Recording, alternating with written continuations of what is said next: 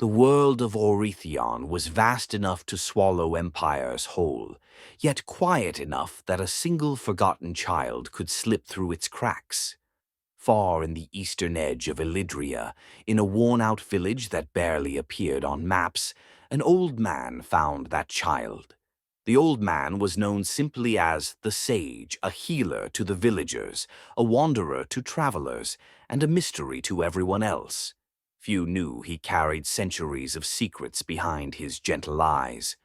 One night, after a violent skirmish on the borderlands, he walked through a field littered with broken shields and silent bodies.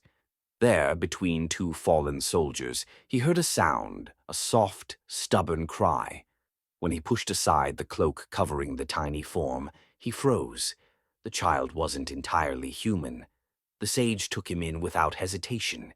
He raised the boy in the quiet village, teaching him to survive, to read the wind, to understand the heart of a blade.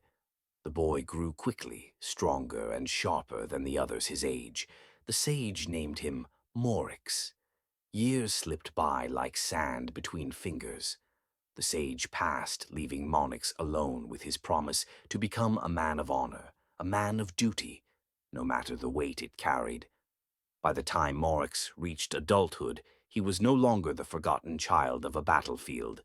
He was the general of Valarian, feared by enemies and respected by every soldier under the kingdom's banner. A warrior carved from discipline and solitude. And that is where our story begins on the day Morix was summoned to the royal court. The king's message had been brief. Prepare security for the engagement ceremony. The Princess of Seraphine will arrive soon. Morix had seen many battles. An engagement, however, felt like a different kind of war.